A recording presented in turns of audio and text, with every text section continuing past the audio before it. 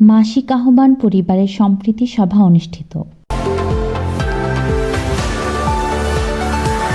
20 December 2025 তারিখে আহমদিয়া মুসলিম জামাতের যুব সংগঠন মজলিস খোদ্দামুল আহমদিয়া বাংলাদেশের মুখপত্র মাসিক আহ্বানের প্রকাশক, পরিচালনা পর্ষদ এবং শুভাকাঙ্ক্ষীদের নিয়ে এক সম্প্রীতি সভার আয়োজন করা হয়। সভাটি মজলিস খোদ্দামুল আহমদিয়া বাংলাদেশের কেন্দ্রীয় অফিস কক্ষে অনুষ্ঠিত হয়। পবিত্র কোরআন থেকে তেলাওয়াত ও দোয়ার মাধ্যমে সভাটি শুরু হয়। দোয়া পরিচালনা করেন আহমদিয়া মুসলিম জামাত বাংলাদেশের ন্যাশনাল আমির আলহাজ মাওলানা আব্দুল আওয়াল খান চৌধুরী।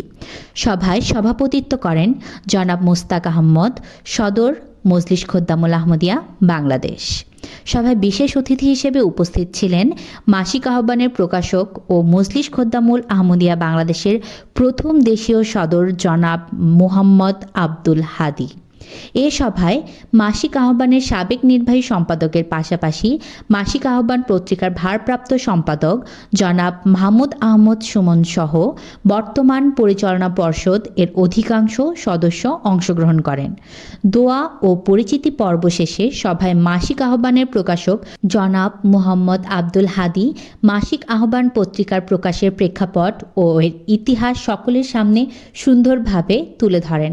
1991 সালে মাসিক আহ্বান নিয়মিত প্রকাশনা হিসেবে গণপ্রজাতন্ত্রী বাংলাদেশের সরকার থেকে নিবন্ধন লাভ করে। এরপর থেকে দীর্ঘ 35 বছর ধরে প্রতি মাসে মাসিক আহ্বান নিয়মিত প্রকাশিত হচ্ছে।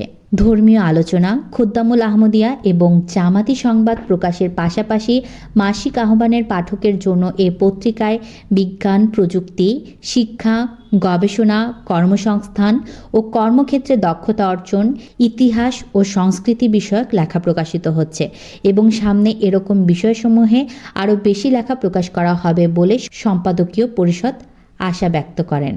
তারা আরও বলেন, এ পত্রিকার পাঠকগণ ধর্মীয় ও আধ্যাত্মিক জ্ঞান অর্জনের পাশাপাশি দুনিয়াবী দক্ষতাতেও দক্ষ হয়ে উঠবেন বলে আমরা আশা করছি। সভায় আগত অতিথিগণ কিভাবে মাসিক আহ্বানকে আরও বেশি আকর্ষণীয় ও পাঠক উপযোগী করে প্রকাশ করা যায় এবং এর পরিধি বিশ্বব্যাপী বিস্তৃত করা যায় সেই বিষয়ে সুচিন্তিত মতামত প্রকাশ করেন।